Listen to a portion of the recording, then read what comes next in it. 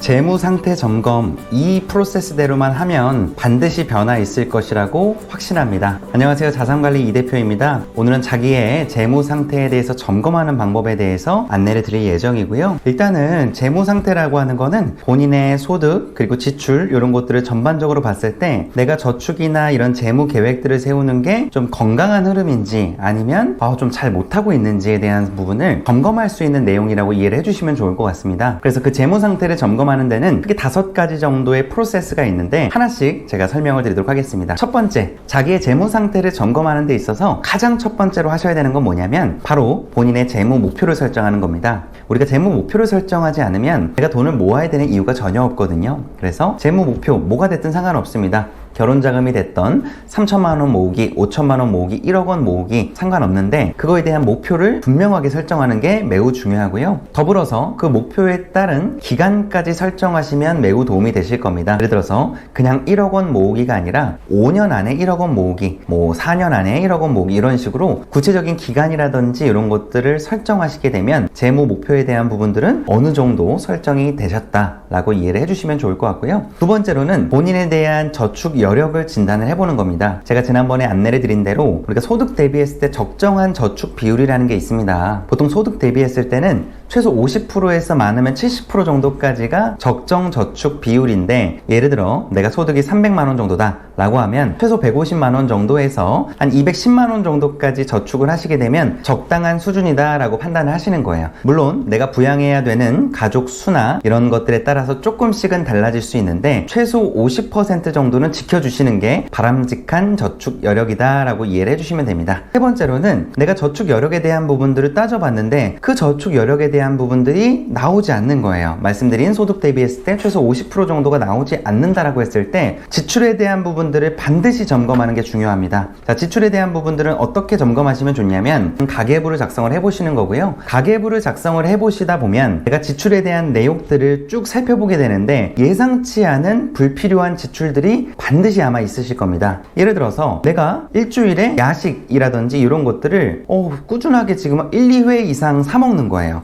생각해보니까 집에 있는 남은 반찬들이라든지 이런 걸 통해서 충분히 그런 비용들을 세이브할 수 있는 돈인데 그냥 습관처럼 야식을 시켜 먹는 거예요. 그럼 그런 비용들은 그러면 일주일에 스스로와 약속을 하는 거죠. 저는 예전에 배달 쿠폰이라고 해서 한 달에 5번을 넘지 않게 배달을 시켜 먹겠다라고 하는 나름의 약속을 지켜서 그 배달을 시켜 먹을 때마다 거기다가 이제 도장이라든지 이런 걸 찍은 거예요. 그러면 예를 들어서 오늘 10월 13일인데 10월 13일 날 배달을 시켜 먹은 거예요. 그러면 이 정도 시켜 먹었으니까 이제 4번 정도만 남은 기간 동안 시켜 먹는 거예요. 이런 식으로 자기의 불필요한 지출에 대한 부분들을 점검하시는 게 매우 중요하다고 생각합니다. 가계부를 쓰다 보면 분명히 이런 불필요한 지출이 나오기 때문에 꼭 써보시는 거를 권장을 드립니다. 네 번째로는 본인의 투자 성향에 대한 진단을 해보는 겁니다. 투자 성향에 대한 진단은 제가 지난번에 한번 진단표를 올려드리기도 했는데 어렵지 않습니다. 그냥 증권사나 이런 쪽에 로그인을 하시고 보시면 투자 성향을 진단해 볼 수 있는 문답표 같은 게 있습니다. 본인의 투자 성향을 진단하다 보면 안정추구형, 안정중립형, 위험중립형, 위험선호형 이런 식으로 본인의 투자 성향이 나오게 되거든요. 그럼 본인의 투자 성향이 나왔다라고 하면 그 투자 성향에 맞춰서 내 자산에 대한 배분을 하게 되는 거예요. 이 투자 성향에 따라서 자산 배분에 대한 부분들은 조금씩 달라질 수 있다라는 거예요. 마지막으로는 방금 말씀드린 거의 연장선인데 자산에 대한 분배를 하시는 게 매우 좋습니다. 저 같은 경우에는 주식 투자에 대한 부분들도 많이 영상도 올려드리고 실제로도 투자를 많이 하고 있지만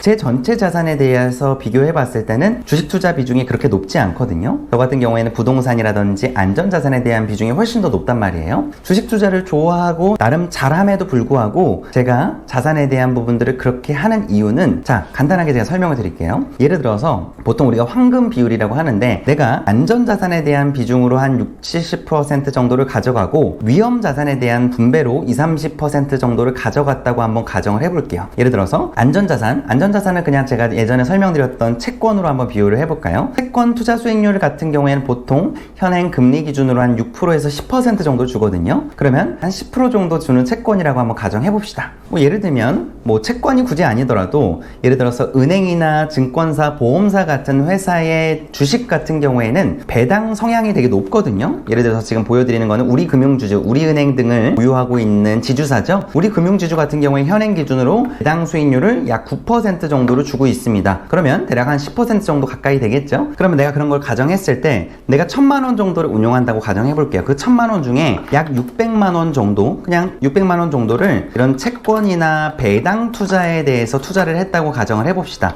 그냥 계산하기 쉽게 10% 정도 준다고 가정을 해볼게요. 나머지 400만 원 정도에 대한 부분들은 주식 투자를 한다고 가정을 해본다고 해봅시다.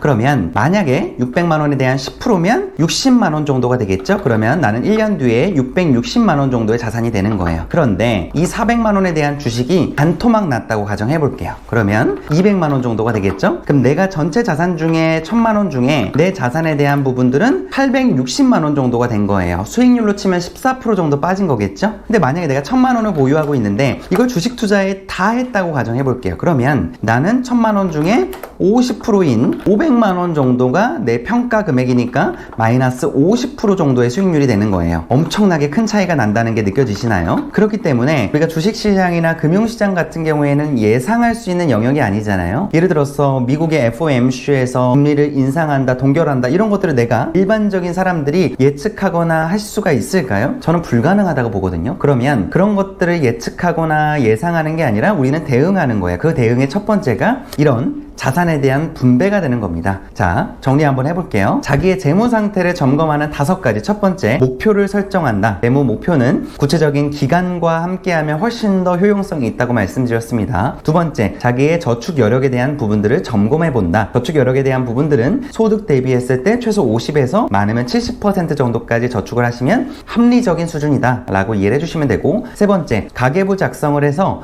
불필요한 지출들을 잡아낸다. 불필요한 지출들을 가늠해 볼 때는 이게 꼭 내가 사용해야 되는 건지 혹은 충동적으로 지출을 했는지에 대한 부분들을 따져보고 지출에 대한 부분들을 판단해 보시면 될 겁니다. 네 번째, 본인의 투자 성향을 진단한다. 본인의 투자 성향을 진단하기 위해서는 투자 성향 진단표라는 걸 작성을 해보면 본인의 투자 성향이 어떠한 성향인지가 나올 것입니다. 마지막 5번째로는 본인의 투자 성향에 맞게 자산에 대한 분배를 한다. 아까 예시를 들어놨지만 만약에 엄청나게 안정적인 성향이다 라고 했을 때는 안전자산과 공격형 자산에 대한 비중을 8대2 정도로 분배를 하게 되면 주식시장이 반토막 나더라도 내 자산은 증식될 수가 있어요. 반드시 그렇게 해보시기를 권장을 드리고요. 오늘 이런 재무 상태에 대한 점검에 대한 부분들을 간단하게 영상을 통해서 안내를 드렸고요. 제가 이런 식으로 금융에 대한 전반적인 내용과 주식 투자에 대한 내용들 이런 부분들을 꾸준하게 업로드 해드리고 있습니다. 그래서 제 채널의 구독 버튼을 눌러주시면 아마 이러한 양질의 정보들을 빠르게 보실 수 있으실 거라고 확신합니다. 오늘도 제 영상 시청해주셔서 감사합니다. 고맙습니다.